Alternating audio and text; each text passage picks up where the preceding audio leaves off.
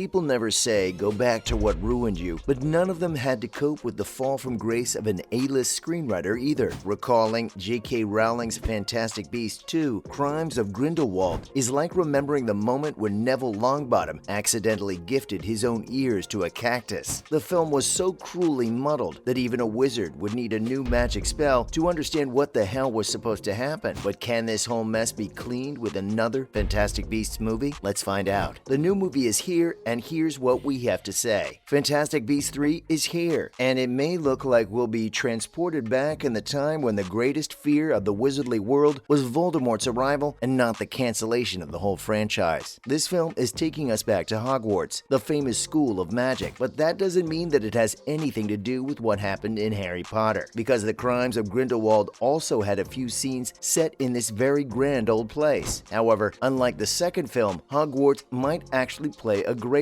more important role in the Secrets of Dumbledore. Now that we have you all excited, let's discuss the main problem here. Even if the magic school is back in the mix, we already know that it's not about Quidditch or the rivalry between different houses. It's a movie about Newt Scamander and his whole magical creature menagerie. It's here to show us a whole fight between Dumbledore and Grindelwald, between the two lovers who once made a blood pact to never face each other for a fight. This third film is maybe the one that'll make us question our beloved Rowling's talent and how she managed to steal a huge chunk of the plot from the Star Wars franchise. After all, she has turned our favorite Queenie into the bad guy, or girl, just so she could get the romance she had with Jacob Kowalski back. And about Tina, we don't even know where that lady is. And most importantly, it's a movie that'll tell us about who Credence Barebone is. In the last film, we were left hanging with all these questions, and this film is going to be the answer for all. Maybe. Will Rowling actually be able to save the franchise with a movie like this? We guess not. Has the third movie done enough to save the franchise? We can't say if it has or hasn't, but we indeed can point out some factors that could save it. First of all, Fantastic Beasts started off with Newt as the protagonist, but for God knows what reasons, we now have around 3 protagonists, which is making it hard to understand who's the hero and who we're rooting for. If we look back at the Harry Potter movie, Harry was the one and only protagonist, while others were either his sidekicks, villains, support systems, or friends. But what about Fantastic Beasts? We are not sure whether Newt is the protagonist or Dumbledore holds that place. Some fans are even confused about Credence being the main character. Even though Newt was supposed to be the main one, the story has gotten off the rail, and now our guy is just third-wheeling. Just tell us if we're wrong. You won't, because we aren't. It'd be better if the filmmakers now sit down and decide on the actual protagonist here. If that happens, at least we are willing to do anything in our power to support the franchise. While we're at it, one thing we believe this movie will get right is the inclusion of some new locations, i.e. expanding the canon to other countries. Fantastic Beasts has a great storyline, but the world building keeps coming in Rowling's way. She simply needs to remember that no film can do wonders because it has impressive special effects and beautiful locations only. However, she does have a chance to use Grindelwald's global impact and expand the canon to more and more countries. This will allow her to tell a broader story while keeping the prescient story of good versus evil intact. The trailer shows that this might be the case with the movie, but the runtime doesn't really seem to agree. There's so much drama, it's hard to handle. Let's be honest for a moment and think while staying outside of our Potterhead skin. Wasn't Fantastic Beasts 3 already doomed? Even before its release? Looking back at Fantastic Beasts 2, we still remember all the controversies it sparked, from keeping Dumbledore's sexuality in covers to the racist background story of Nagini. Everything still has a strong impact, and yes, all of this had a lot to do with the new film as well. Not just that, while fans were already quite skeptical of Fantastic Beasts 3, the constant delays worked as salt on open wounds. Now, even if we keep all of this aside, it won't be wrong to say that the film was already plagued with so many other issues. For example, the transphobic tweets by Rowling and Johnny Depp's retirement. One faced major backlash for her actions, while the latter had us all crying because no one else could play Grindelwald better than him. So many problematic people, and Rowling stands taller than all. But this isn't all. There were many more problems with this film, or it'd be better to say the people related to it are problematic. The film could have somehow saved the franchise, but with a writer who openly tweeted about being transphobic, it doesn't seem to be the case. There are other people who are problematic as well, but Rowling's controversy beats them all. She got famous for Harry Potter, and Potterheads have always been thankful to her, and And just so you know, Potterheads aren't all just straight girls and boys. As a publicly loved person, even if she had any weird opinions, it wasn't necessary to go on and tweet about it so openly. Even that could have been prevented. But Rowling didn't like it that way. After getting criticized for her tweets, she actually went onto her website and made a very long post to defend her stance. At this point, Harry Potter, Hermione Granger, and Ron Weasley also had to talk against the one who wrote them down. Harry Potter stars even announced that they'll be distancing themselves from Rowling as her trans-exclusive radical feminism wasn't acceptable at all. Not just that, this controversy cost Rowling a whole lot of fans and a major upcoming financial crisis as well, as many fans have refused to support the writer, which can have a major impact on the box office for the movie. Eddie Redmayne and Ezra Miller also had their fair share of the controversies. While J.K. Rowling was doing what she wanted, Eddie Redmayne, who appears as our beloved Newt in the series, spoke against the writer. It would have been better if he hadn't said anything other than this, but he did it anyway. Along with criticizing the author, Redmayne also criticized the people for bashing her. Well, take one side, Eddie. You can't be a rider of both boats after all. After Eddie's commentary, fans were left confused about whether the guy was on their side or Rowling's. We couldn't figure it out, nor did he give any explanation. After all, he has appeared as a trans woman once, and fans still appreciate that role of him. Other than Eddie, Ezra Miller, who appears as Credence Barebone, has had his own problems. In 2020, a video of Credence choking a fan went viral on the internet. It said that the problem was solved right there, and the police weren't involved in the issue. But that doesn't mean that fans would say yes to whatever Miller does. Does this mean it's the end for Fantastic Beasts? It should be the end, but apparently it isn't, at least not for now. Officially, the franchise still has 2 more movies to produce. Now, with the Secrets of Dumbledore, fans may show interest once again. With that being said, Warner Brothers still has their hopes high, and they're definitely aiming big. Right now, there's no noise about the next 2 movies, and we believe it'd be good for them to not be released in the next 3 to 4 years. That's the least they can do to save the franchise, if not end the story with Fantastic Beasts 3. As loyal Potterheads, we have one thing to say. The Harry Potter franchise is one of the most loved and respected ones out there, and even if the people attached to it are stuck in a storm of controversies, the franchise doesn't deserve to be humiliated at all. A franchise that holds some of our precious childhood memories doesn't deserve to have a mediocre end. While we are still on the topic, it's worth noting here that this 3rd film will actually decide the fate of the following movies. We believe there's a good chance for 2 more movies if the fans are still in for supporting the franchise despite the controversies. So it wouldn't be wrong if we say that it totally depends on the fans and their interest in the Harry Potter franchise. The criticism might be harsh, but we speak what most Potterheads are dying to say out loud. Do let us know your opinion in the comments below. We'd love to read them. For now, this is everything, and it's time for us to sign off. Till next time.